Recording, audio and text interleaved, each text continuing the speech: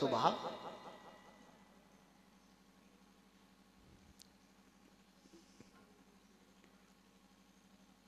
ग्लानि करने से महान पाप का बंध होता है।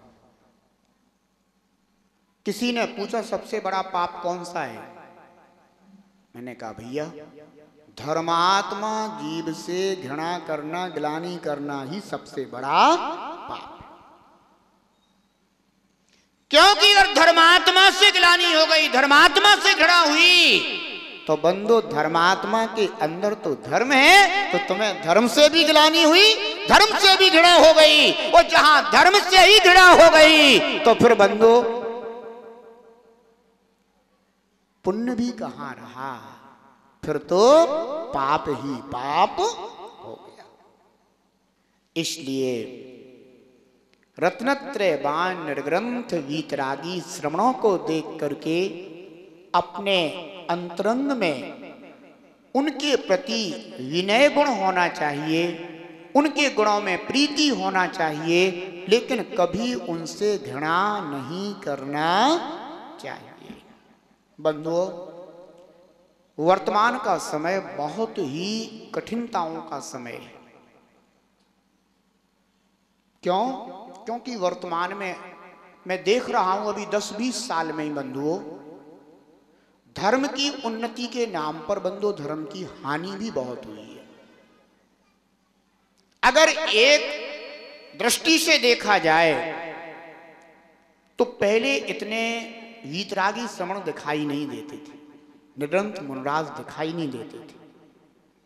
बहुत पुण्यवान होते थे वे श्रावक, जब कोई निर्ग्रंथ मुनराज विहार करते हुए नगर में आते थे तो बंधु हृदय इतना हर्ष से भर जाता था कि धन्य है, धन्य है, धन्य है, चारों तरफ एक उल्लास हो जाता था। वर्तमान में बंधुओं निर्ग्रंथ साधु बढ़े, बहुत खुशी की बात है कि धर्मात्मा, उत्कृष्ट धर्मात्मा हमें आज इस धरा पर दिखाई दे रहे हैं। लेकिन एक हानि भी हुई बंधुओं। हानि किस बात की हुई? हानि इस बात की हुई बंधुओं कि साधु संतों में भी बंधुओं आपस में प्रेम नहीं रहा। ये सबसे बड़ी हानि है। ये हमारा संग, ये तुम्हारा संग, इस संगवाद ने बंधुओं धर्म को नाश किया है। क्योंकि इस संगवाद के कारण सामान्य श्रावक भी बंधुओं कैसे हो गए? बट गए। माने वो अब तो खुलेआम ही कहने लगे हम तो फलाने महाराज को ही मानते हैं। ओहो, इससे बड़ा चरित्र का पतन और श्रद्धा का पतन और क्या हो सकता है? हम फलाने महाराज को मानते, बेकते हम फलाने महाराज को मानते, बेकते हम फलाने महाराज को मानते। तो इसका तात्पर्य क्या होगा कि तुम नाम की पूजा करने लगे हो, अब तुम्हें धर्म और धर्मात्मा से प्रीति नहीं रही। होना क्या चाहिए था? जब साधु एक दो ही आते थे तब कोई कहते थे कि हम तो फलाने महाराज को ही मानते हैं ना, तब तो अहोभाग्य था।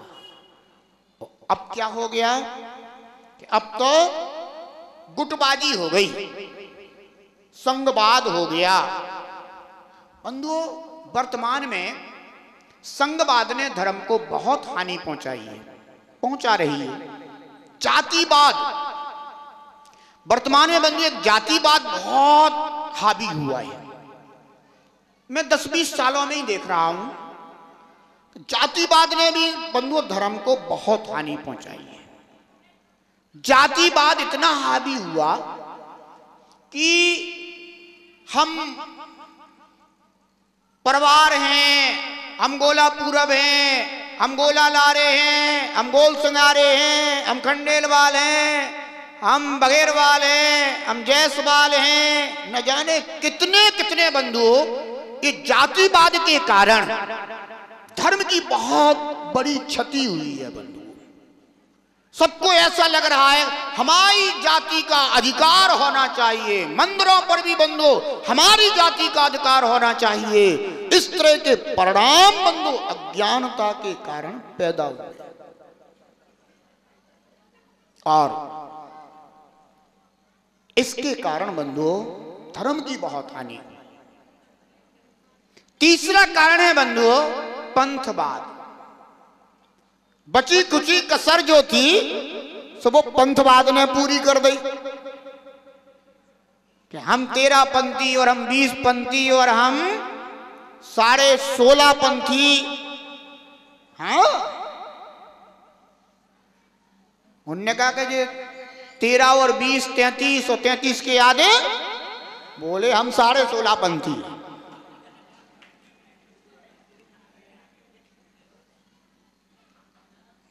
सत्य कह रहा हूं बिल्कुल। ऐसे ऐसे बंधुओं ये पंथवाद जिसने हानि किसको पहुंचाई? समाज को। कहते ना कि चाकू यदि खरबूजे पर गिरे और चाहे खरबूजा चाकू पे गिरे, कटेगा कौन? हानि किसकी होगी? खरबूजे की होगी बंधुओं, ये ध्यान रखना। इसी प्रकार से समाज तो उतनी ही है, चाहे वो संतवाद से कटे, चाहे पंथवाद से कटे, चाहे जातिवाद से कटे, लेकिन बंधुओं टूटना है किसको? समाज को। बिखराव होना है समाज में। लेकिन हमारे साधु संतों को कोई चिंता नहीं, स्वार्थी साधु संतों को इस बात की कोई चिंता नहीं। उन्हें तो इससे मतलब है कि हमारा नाम, हमारा यश, हमारी ख्याति होना चाहिए। चाहे समाज टूटे, चाहे समाज बिखरे, चाहे समाज की हानि हो, हमें इससे कोई लेना देना नहीं।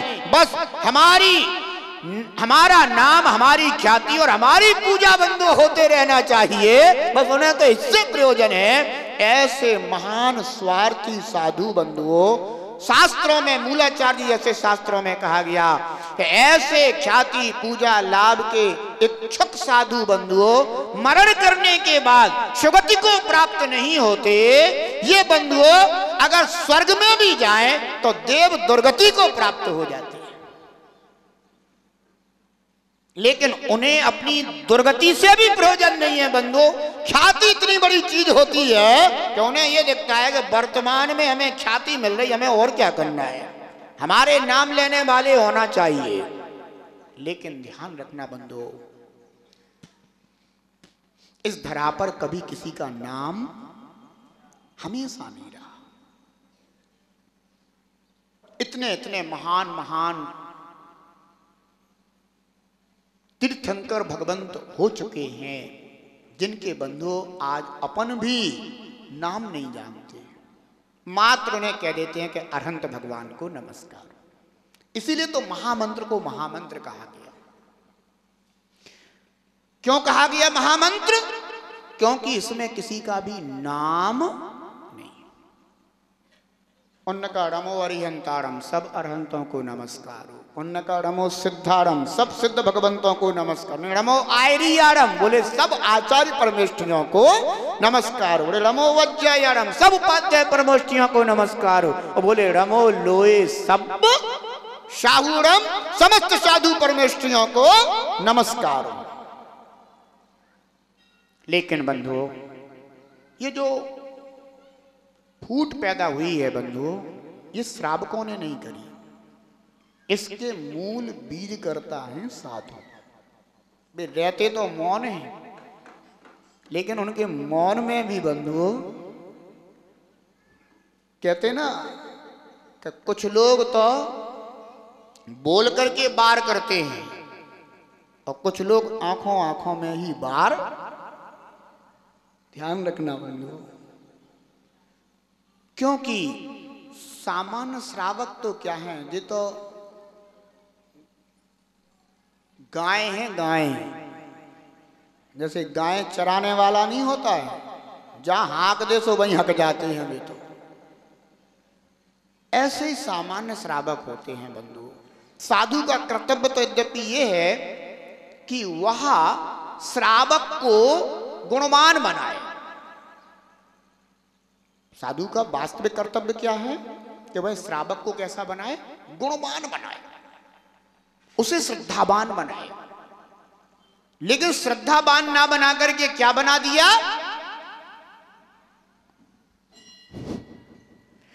कि भाई मैं तेरा देवता और तू मेरा सेवक पुजारी, बस इतने ही बना रहे, इतने में तेरा कल्याण है। मैं ही हूं केवल देवता, मेरे अलावा और कोई दूसरा देवता नहीं है। बंधु इतनी बड़ी अज्ञानता फैला दी, यही बोध नहीं हो रहा है कि हमारी दुर्गति हो रही है, हमें खोटी आयु का बंध होगा इससे। आचार्य भगवंत मूलाचार्य जी में ऐसे ऐसे जो है ना, ऐसे साधुओं को ऐसा ऐसा कथन किया गया कि ऐसी कुगतियों में जाना पड़ेगा। बंदो ध्यान रखो, रत्नत्रयधारी को भी पहचानना सीखो। अर्थात पहचान तो तभी होगी जब एक रत्नत्रयधारी दूसरे रत्नत्रयधारी से क्या करेगा?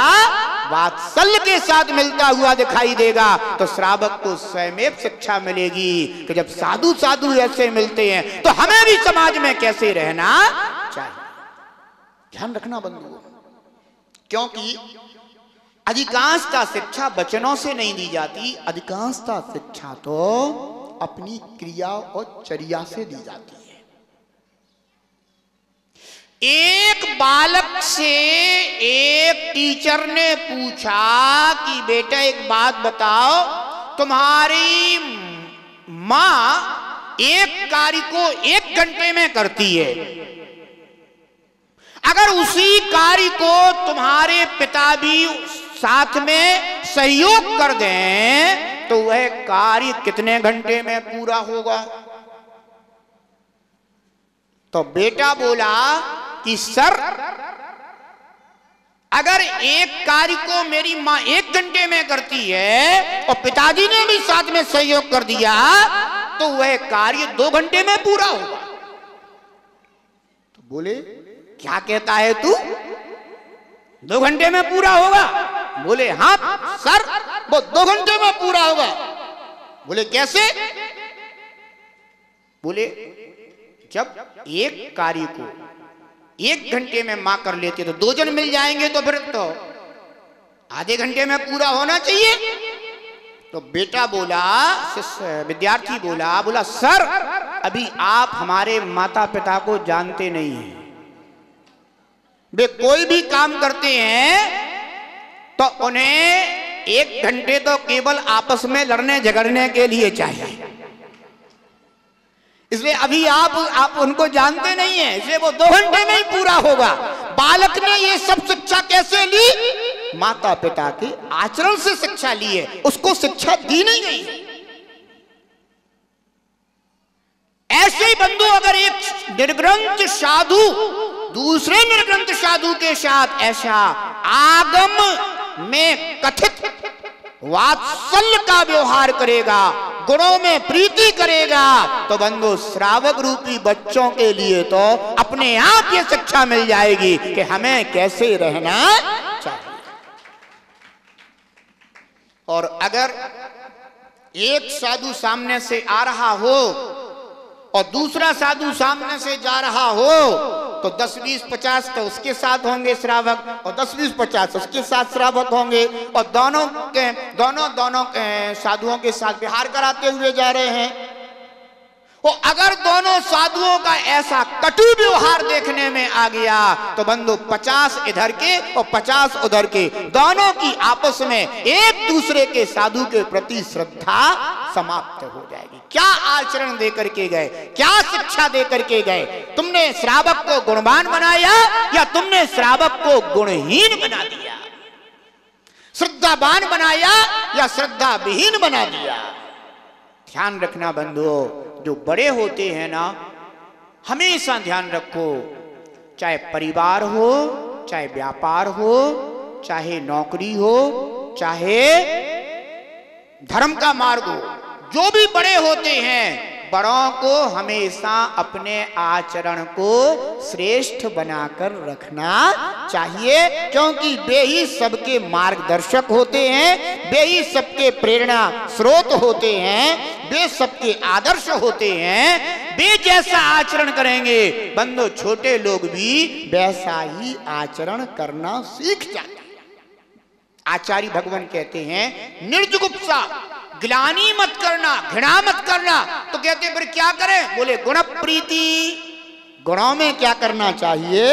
प्रीति भाव रखना चाहिए। ध्यान रखो, मैं अक्सर कहता हूं कि साधु के चेहरे को मत देखो, साधु के चरित्र को देखना चाहिए। साधु के नाम को मत देखो, साधु के गुणों को देखना चाहिए। और केवल साधु ही नहीं, आपस में भी साधर्मी जनों को एक दूसरे के गुणों को देखना चाहिए। अच्छा एक बात बताओ, तुम लोग जैसे आपस में कहते हो जय जिनेंद्र, कहते हो ना, तो जय जिनेंद्र करते हो तो इसका तात्पर्य क्या होता है?